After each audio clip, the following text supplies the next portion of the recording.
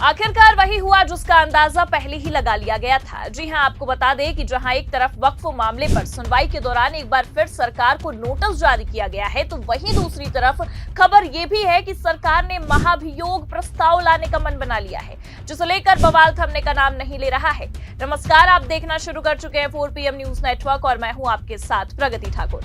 एक बार फिर जहां एक तरफ वक्फ मामले को लेकर बवाल थमने का नाम नहीं ले रहा है, सरकार को एक बड़ा झटका लगता नजर आ रहा है, तो वहीं दूसरी तरफ सरकार ने जस्टिस के खिलाफ महाअभियोग प्रस्ताव लाने तक का ऐलान कर दिया है, जिसके बाद बवाल खड़ा हो गया है। तो फिलहाल कैसे एक बार फिर वक्फ मामले पर सरकार को एक बड़ा झटका लगा है, आपको एक एक करके बताएंगे, और क्यों सरकार ने जस्टिस के ही खिलाफ संसद में महाअभियोग प्रस्ताव लाने का ऐलान कर दिया है, उस पर भी आएंगे। लेकिन इन सबसे पहले आप ये खबर देखिए जागरण की खबर में साफ लिखा है, वक्फ एक्ट को लेकर सुप्रीम कोर्ट का केंद्र सरकार को नोटिस, अधिनियम 1995 को दी गई है चुनौती। तो जैसा कि आप जानते हैं कि 3 दिनों की सुनवाई के बाद सरकार ने वैसे ही घुटने टेक दिए थे और खबर ये निकलकर सामने आती है कि सीजेआई गवाई की बेंच ने वक्फ की सुनवाई पूरी कर ली है और फैसले को सुरक्षित भी रख लिया है। देखिए खबर हमारे पास मौजूद है, इसमें लिखा है, वक्फ संशोधन कानून पर सुप्रीम कोर्ट में सुनवाई पूरी, कोर्ट ने फैसला रखा सुरक्षित। आगे बताया गया है, वक्फ संशोधन कानून पर अंतरिम रोक के मुद्दे पर सुप्रीम कोर्ट ने बहस पूरी करके अपना फैसला सुरक्षित रख लिया है। 3 दिन चली बहस में याचिकाकर्ताओं ने कानून को मुसलमानों के धार्मिक स्वतंत्रता के अधिकार के खिलाफ और भेदभावपूर्ण बताते हुए अंतरिम रोक लगाने की मांग की, जबकि केंद्र सरकार ने कानून को सही बताते हुए अंतरिम रोक का जोरदार विरोध किया। तो दरअसल आपको बता दें कि वक्फ मामले को लेकर लगातार पहले ही दिन से बवाल देखने को मिला और मुस्लिम संगठन लगातार इस कानून का विरोध करते नजर आया। ऐसे में खबर यह है कि सीजेआई खन्ना की बेंच ने सुनवाई के दौरान वक्फ कानून को लेकर जो अंतरिम रोक लगाई थी, इस पर 20, 21 और 22 मई 3 दिनों तक सुनवाई चली। हालांकि आपको बता दें कि इस सुनवाई के दौरान काफी बवाल देखा गया। सरकार की ओर से पेश हुए वकील SG Tushar Mehta supreme court में वक्फ कानून के पक्ष में दलीलें पेश करने से नाकाम रहे, क्योंकि आपको बता दें कि इस दौरान बकायदा सुनवाई के आखिरी दिन ही तुषार मेहता ने सुप्रीम कोर्ट से ये कह डाला कि अगर सुप्रीम कोर्ट चाहे तो इस कानून को रद्द कर सकता है। यानी कि सुप्रीम कोर्ट को अगर लगता है कि ये कानून सही नहीं है तो उसे रद्द किया जा सकता है, जिससे ये साफ समझ में आ रहा है कि भारतीय जनता पार्टी को सुप्रीम कोर्ट के रुख का अंदाजा अब लग चुका है। खैर, आपको बता दें कि जहां एक तरफ सुप्रीम कोर्ट में वक्फ कानून पर अंतरिम रोक वाली याचिका पर सुनवाई पूरी हुई, अपना फैसला भी सुप्रीम कोर्ट ने सुरक्षित रखा, वहीं आप देख सकते हैं कि खबर यह है कि अधिनियम 1995 को अब सुप्रीम कोर्ट में चुनौती दे दी गई है। हालांकि खबर यह है कि सुप्रीम कोर्ट ने संशोधित वक्फ अधिनियम 1995 के कुछ प्रावधानों की संवैधानिक वैधता को चुनौती देने वाली याचिका पर केंद्र को नोटिस तक जारी कर दिया है। सीजेआई बीआर गवाई और जस्टिस ऑगस्टिन जॉर्ज मसीह की खंडपीठ ने यह नोटिस दिया है। पीठ निखिल उपाध्याय द्वारा 1995 अधिनियम को चुनौती देने वाली याचिका पर सुनवाई कर रही थी। हालांकि आपको बता दें कि खबर ये निकलकर सामने आती है कि एक तरफ जो वक्फ मामले पर सुनवाई के दौरान भले से सॉलिसिटर जनरल तुषार मेहता ने दलीलें पेश करते हुए ये कहा था कि अगर सुप्रीम कोर्ट को अब भी लगता है कि ये कानून सही नहीं है तो सुप्रीम कोर्ट इसे रद्द कर सकता है, तो वहीं आपको बता दें कि सीजेआई गवाई की बेंच ने एक तरफ तो अंतरिम रोक वाली याचिका पर सुनवाई पूरी की, फैसले को सुरक्षित रखा, वहीं दूसरी तरफ अधिनियम 1995 के तहत दायर याचिका पर सरकार को नोटिस थमा दिया, जिससे कहीं ना कहीं ये साफ समझ में आ रहा है कि सरकार को एक बड़ा झटका लगा है।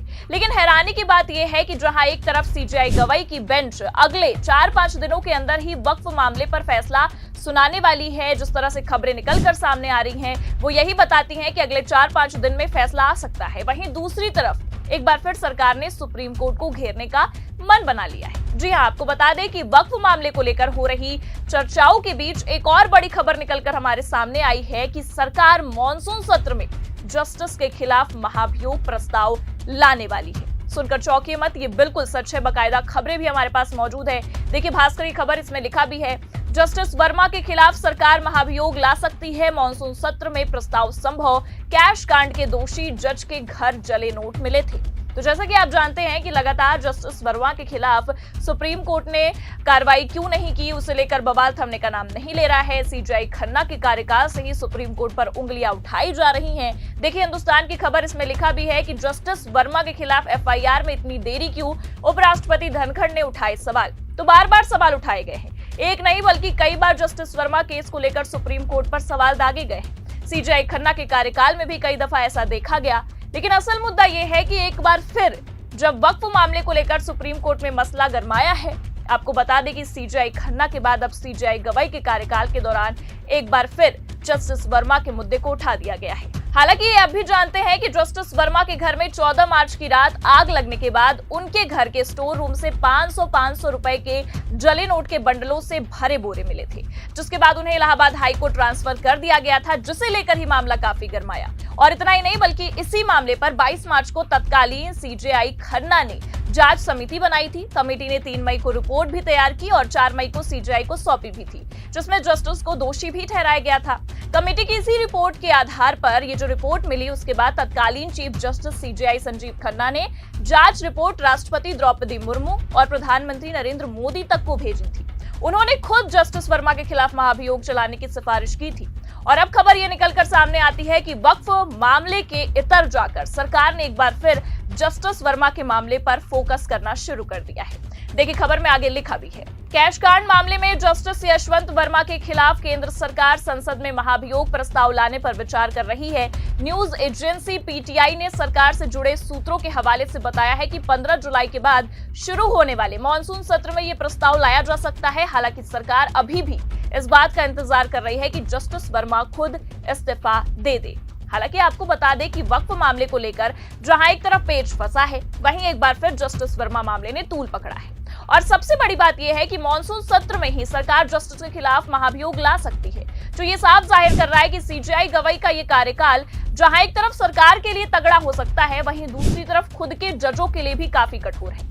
क्योंकि जस्टिस वर्मा के खिलाफ भी आने वाले समय में ये प्रस्ताव पास हो जाता है तो उन्हें पद से बर्खास्त कर दिया जाएगा, जिससे ये साफ समझ में आ रहा है कि वक्फ के फैसले के साथ साथ सीजेआई गवाई के हाथों एक और महत्वपूर्ण जिम्मेदारी लग चुकी है, जो कहीं ना कहीं ये साफ जाहिर कर रही है कि सीजेआई गवाई का ये 6 महीने का जो कार्यकाल है, ये काफी ऐतिहासिक फैसलों से भरा होने वाला है। हालांकि इसी बीच सबसे महत्वपूर्ण फैसला जो है वो वक्फ को लेकर ही होने वाला है, जिस पर सबकी निगाहें टिकी हुई है। ऐसे में आपको क्या लगता है, क्या वक्फ मामले पर सीजेआई का एक्शन सरकार के महाभियोग प्रस्ताव से भी तगड़ा होगा? अपनी राय कमेंट करके जरूर बताएं। ये खबर आपको कैसी लगी, लाइक और शेयर जरूर करें। और अगर चैनल पर नए हैं तो सब्सक्राइब और ज्वाइन करना ना भूलें। देखते रहिए 4PM न्यूज नेटवर्क। नमस्कार।